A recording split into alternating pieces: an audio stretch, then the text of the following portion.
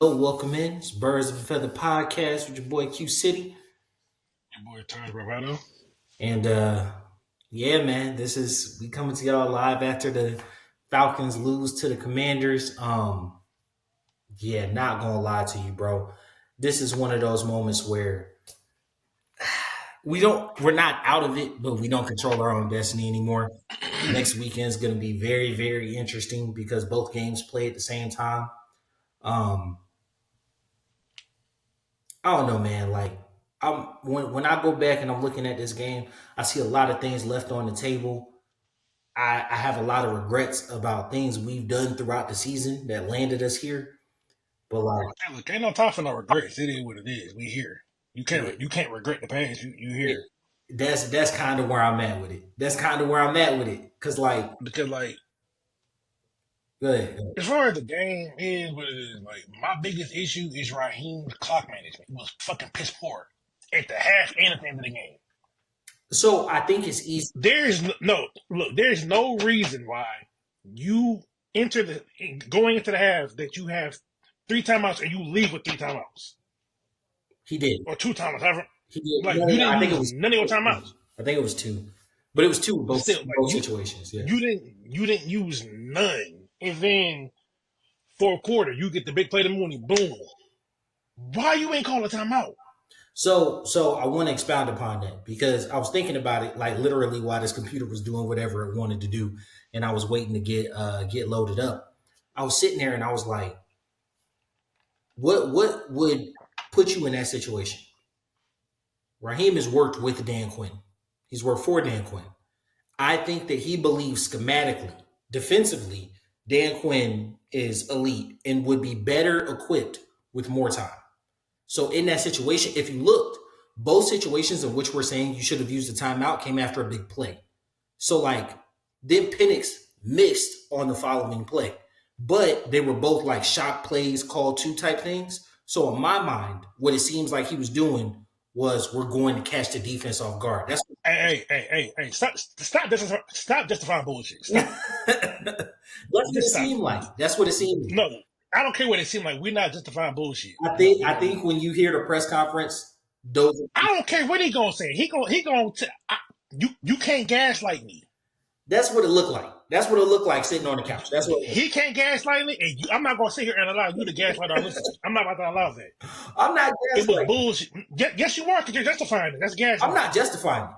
Yes, you are, because you're like, yo, in my mind, this is what happened. That's justifying. I don't agree with Call us, I don't call a agree with spade a that shit at spade. all. I agree with you. I don't agree with that shit at all. We should have called a timeout.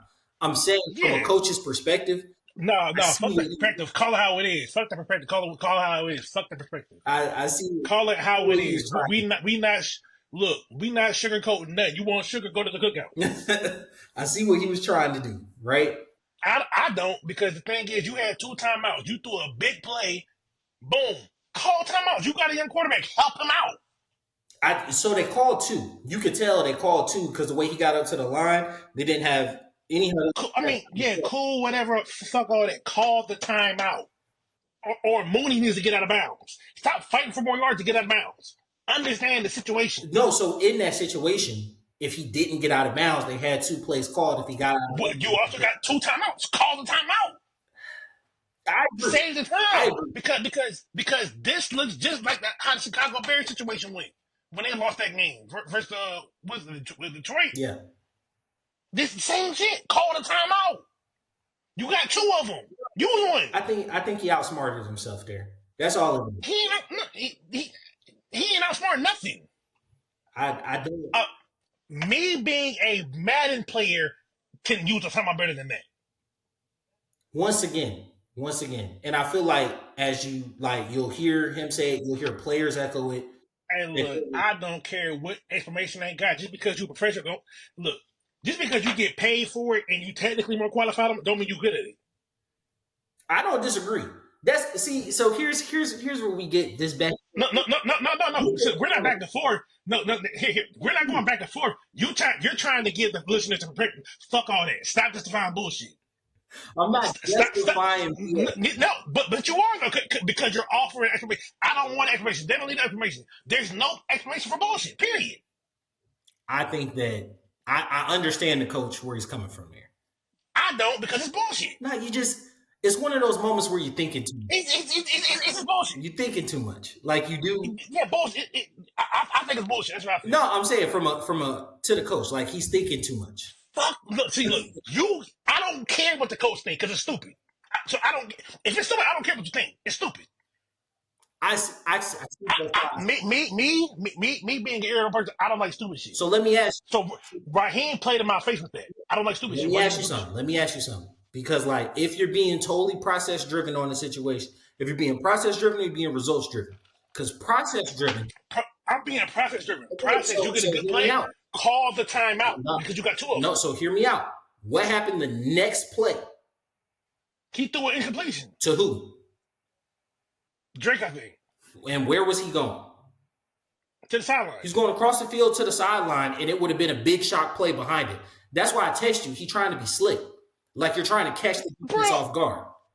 I hear you, but I'm not going for that. It's stupid. It's stupid. Call the timeout. You got two of them. Call the timeout because I can understand, okay, whatever it was. You did the same thing before half. Yeah, we got 3, we could have got 7. Call your time out effectively. You are pissing away the game. You got a young quarterback. Help him out. Maybe that was in his mind. That was helping him out. That's not helping. Because now you're creating a rush process. You are creating a rush process, but you're creating a rush process for the defense as well. Man, fuck them. Because it's all about you. You're speeding up your quarterback when you don't need to. Call that timeout. Okay, but think about if you only got one, cool. Do what you got to do. Think about the call the time out. Think about the touchdown to Pitts, right? Cool. 4th down. We should have been in a situation. Call the time out. What happened on 3rd? I don't remember. They had a play to London. They had a play to London to get closer on 2nd. Bro, those are 2 different circumstances. Stop justifying bullshit, bro. They were under the 2-minute mark. No, okay, cool. But we was in the red zone. We're talking about seconds trying to get in the field goal range. It is 20 seconds left, and you turn down the opportunity for a touchdown. Because it took you like 7 seconds to get the playoff. 19 seconds wasted off, yeah. So what are we doing? Call the fucking timeout. Once again, I don't disagree. Bro, I'm not. No, but you justifying the bullshit. I'm not. Because you keep on talking about. Yes, you are. What happened? No, bro, I know what. I don't care about that. You keep on talking. I don't care. It's stupid. You're not about to gaslight me into saying, okay, I see what. It's stupid. It's point blank period. Stupid. Yeah, I like to see what coaches say. It's stupid. I like to see what coaches say. Like it's stupid. I see why we did. Okay. Look, when it's stupid, I don't care where you're coming from because it's stupid. You shouldn't have did it. Call the timeout because there, in that situation, the process. There is no good process of getting a big play and then wasting 19 seconds when you need the yards. If you get another big play behind it, then yes. But you wasted 19 seconds in between plays. It wouldn't have mattered if you got another big play behind it. The yards that we got. Yeah, but hold on. It still matters. It still matters. It still matters. That is a horrible. That's a horrible. That's horrible. It still matters. It still matters. You got a young quarterback. Help him out. Call the timeout. You got 2 of them. Use one. Call the timeout. His mindset wouldn't have been helping. Bro, the only time they called a timeout is when it was in a bad play. After the clock was stopped. Oh, now you want to call a timeout. You should have been called it. Like, no. It's a bad process. There's nothing that you're going to say to me that's a bad process. You get a chunk play, call the timeout, allow your quarterback to reset so he doesn't have to rush himself. You don't rush unless you have to. You didn't have to rush him. There's no reason for that. It's stupid. It is a stupid process. Like, I get what you're saying. I understand what you're. Oh, I see what the coach. Fuck all that. I'm not hearing none of that because it's stupid. There's nothing that you're going to tell me that's going to make me think of it any less stupid. Even if they got the chunk play, it's still stupid. I don't think you would have viewed it that way. I still driven outside of process. No. I'm process driven because it was stupid. Call the timeout. That was a bad process. I'm very process driven. That was a dumb process. Even if you catch it, it's still dumb. If they would have scored, I was like, okay, I'm going to score, but that was still stupid. So I can like the result. I can like the result. Hold on. I can like the result and still dislike the process. That was a bad process and bad result. Okay. Now, the point that I'm trying to get across to you, because I said it over and over again, you keep saying, oh, help your quarterback out. Let me finish. Help your quarterback out. In his mind, that's him helping his quarterback out. I'm not saying that's right or wrong. I'm definitively saying that's wrong.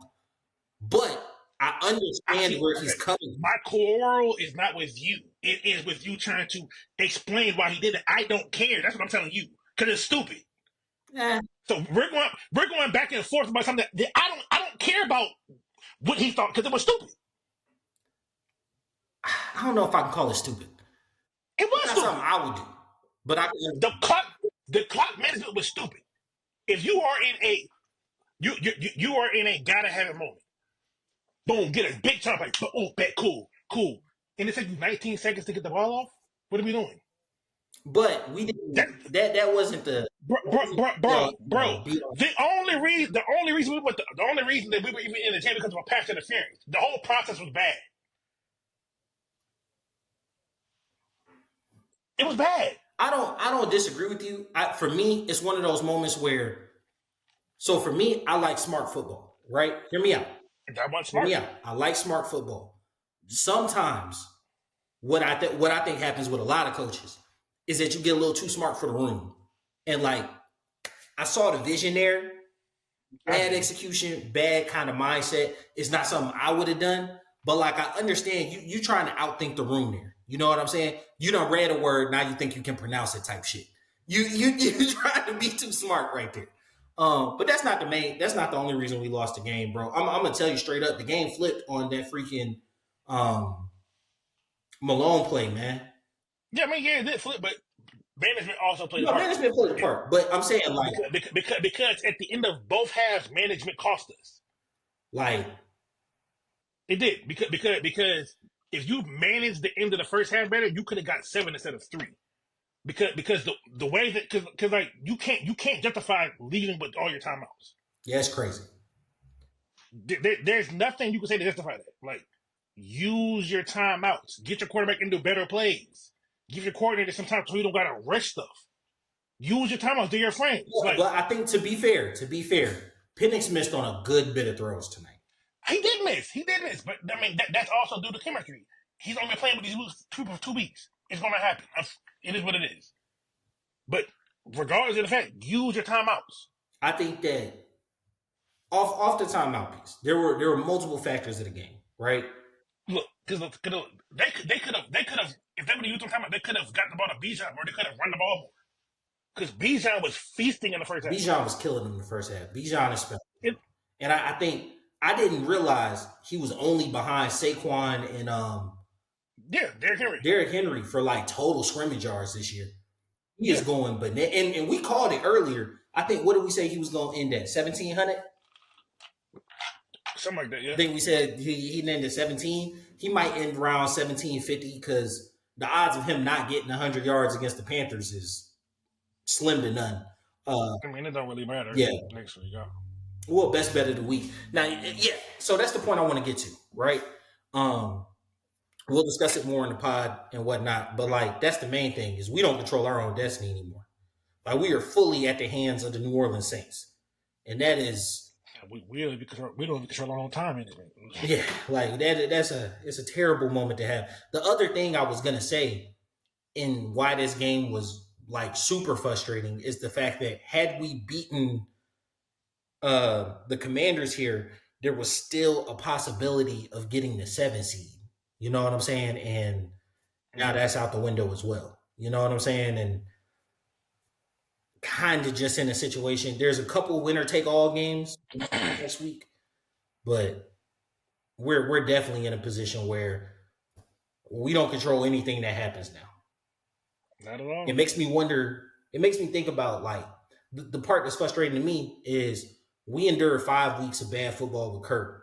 I think everybody can say Penix is not above reproach. And I don't, last week I said, I think the tape is going to be kinder to him when you go back and look at it. I think the tape, he made some spectacular plays this week. I think the tape is going to be kind of critical of him when I go back and look this week.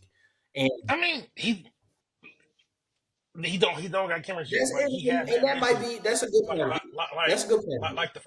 like the first interception. The receiver broke the wrong way. And you don't know if that's a him thing or the receiver thing. You don't. No, that was the receiver because Raheem pretty much Raheem pretty much said at halftime receiver on the bad route. So like, yeah, you got that there, right? I mean, he had misses, yeah, but he didn't really put the balls on the whole lot. Well, I mean, there was that one thing at the end of the half, but he's relatively safe with the ball. He's super aggressive, but it's just because he's like so. I believe next year, week one, these misses are going to be mixed because he's going to have months of practice with these guys as opposed to 2 weeks. And that's the point I was trying to get at is the fact that like we talk about being process driven. This is the part that's irritating to me is that you endured that bad stretch of Kirk football, didn't pull the plug. Like maybe you pulled the plug a week too late.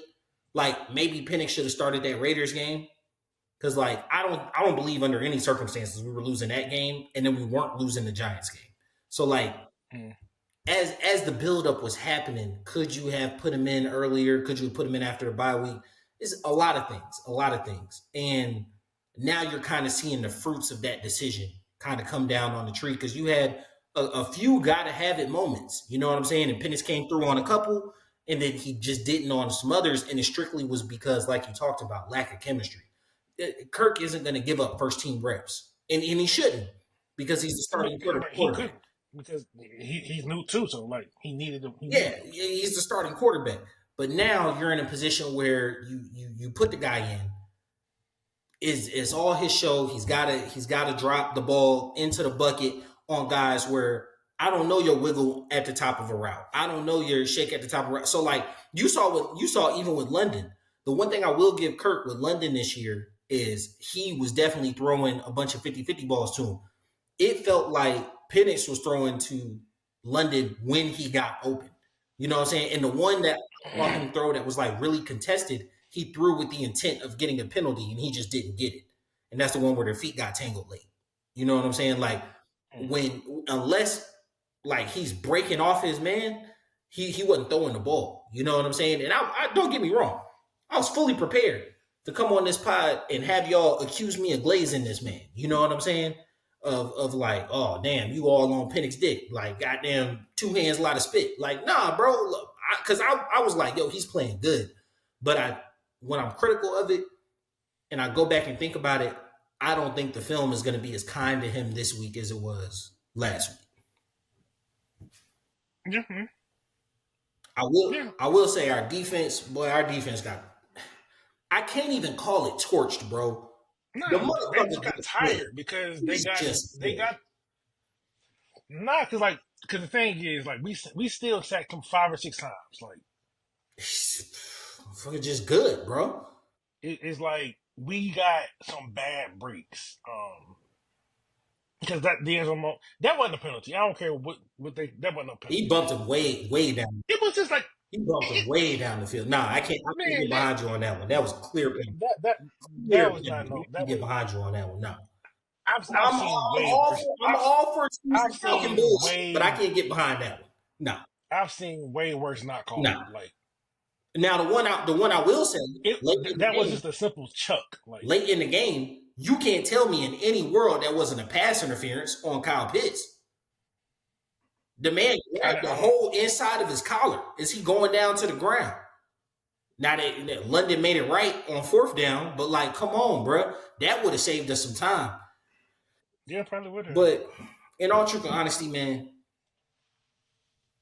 I think that we're probably going to end the season with 9 wins. I don't see us losing to Bryce. Well, I don't know because they got a foot broke off in them today, so they might come in mad. Oh, they definitely gonna fight us. Yeah. They definitely gonna play us hard. Yeah, they got curb stomped today.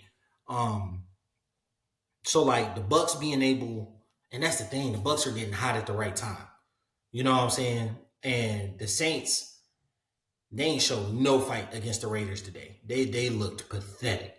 And I cannot imagine under like that coach isn't gonna get hired. You know what I'm saying? Who? The Saints coach. He's not gonna get hired Oh no. for the job. You know, so it's not like it's not like the Raiders late last year where you're playing to save the coach. You know what I'm saying? You already got your new coach bump. You've lost to the Giants and Raiders in back-to-back weeks. The odds, the thinking that you're going to beat a winning you're in Bucks team, nah, bro. Nah. It's not. It's not. It's probably not. I mean, it's possible, but I mean, they really could just pull the ultimate fuck you to us. And You thought we were gonna help y'all? No. yeah, like I couldn't, because they dislike the Bucks, but they hate us. You know what I'm saying? So like, and at this point in time, it mess up their draft position even more. They need a quarterback. So I mean, honestly, I think they're not getting a quarterback regardless. man, what they got? They got 4 wins, don't they? Or they got 5 wins? They're not even in the top 5 picks. Yeah, bro, that's something we didn't get a chance to do ATL this week. You guys, we're gonna get together.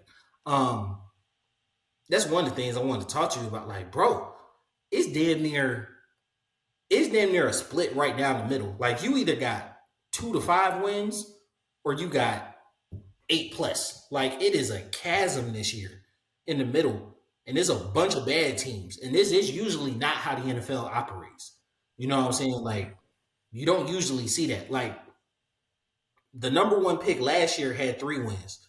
The number 1 pick the year before had the number 1 pick last year had 4 wins. The number 1 pick the year before had 3. You rarely see 0-16, 1-15, 2-14, or now we got 17, 2-15 win teams. And now you're seeing we got 6 or 7 of them this year. The only thing is a couple of them play each other. So they'll be able to get a couple more wins there, but we are in some serious trouble if we had any hope of making the playoffs. I mean, it is what it is. We put ourselves in a situation. And the sad part about it is, if we do get in, we'd have to face Minnesota or Detroit in the first round. Yeah.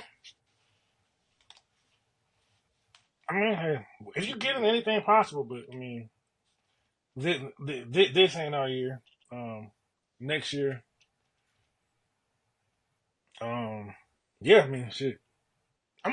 I like our future. I think once you get Penix in a full, because Jarvis is gonna be here, so pretty much, I think all of the offensive weapons will be here. Mooney's only on no, it's not Mooney. Mooney's on a 3-year deal. Is it McLeod that's only on a 1-year deal? Yeah, but I mean, that he's a third receiver. That's negligible. The main targets will be here between Drake and Mooney. They're gonna be here. Kyle Pitts, there could be a movement there. I'm not sure. I got to see how he plays next week, because the one thing I will say, 4 targets tonight. But 4 catches. He had more than he had more targets. Nah, I think he only had 4 targets. He missed one. I know that pass interference. So what was it? 5 targets? Yeah, 5 or 6. But yeah. But that's one of his highly targeted games this season. He's had some. He's probably on a lower half. Probably the top of the lower half. It looked like they actually were trying to do something with him tonight, which hadn't been the case in a bunch of games. I mean, but I did say that they need, the thing with Pitts is he's fine. You just got to get him involved early. I've been saying this the whole time. You have to get him involved in the game plan early to engage him. Because when he's engaged, our offense is better. We are a better offense when Kyle Pitts is involved. Yeah. His first touchdown will always be to Kyle Pitts, right? That's awesome. Came at a crucial point in the game. And he threaded that shit. Yeah. If you look at the stats, it says 1 touchdown, 2 picks, and 1 pick. He only had 1 pick. No, since he started, he had 2 picks. Oh. And the smooth brain mofos is going to be like, oh, he's getting the same thing with Kurt. there's no way you could look at this offense and think that Kirk was playing at this level. There's no way. This offense that they like, I texted you earlier. Like, this looks like the offense Zach Robinson has been wanting to call. Like, there's deep shots, there's play action rollouts, and even he doesn't look like a statue in the pocket. And there was one Facebook comment this week. I forget dude's name. I don't even want to put him on blast or give him promo. But he was like, oh, this who y'all think is a mobile quarterback, showing Penix after with surgeries and whatnot. You talking about the thing on Facebook? Yeah. And like the fact that you think mobile quarterback means runner is crazy. By definition, bro, Tom Brady is a mobile quarterback because of how he moved in the pocket. Okay. How he moved in the pocket. Hold on. No. Go ahead. No. I can bring up a million clips of him moving in the pocket. Moving in the pocket is okay. Hold on. That's a level of mobility Kirk did not have. Yes, it's a level of mobility, but that's not being a mobile quarterback because that means he just has great pocket movement, but mobility is like Penix is mobile. He has the ability to run, he just doesn't. Tom Brady can't run unless he's just wide open. Nah, I don't need him to. I need him to be able to navigate within the pocket. I need him to be able to do long stretch play action. I need him to be able to do stretch runs and zone runs. Penix can do that. Kirk, we couldn't. Yeah, but those things have little to do with mobility. That's just functional athleticism. Kirk wasn't functionally athletic. I guess because what you're doing is you're making Tom Brady was a functional athlete. He wasn't mobile. He was just I could function on the pocket. He was elite in the pocket, but he wasn't Tom Brady. No, Tom Brady and mobile do not know each other. I'm saying it in the sense the only mobile Tom Brady is his phone. He had the ability to move within the pocket. Yeah. Penix has you're sitting here talking about, oh, he's got these knee surgeries.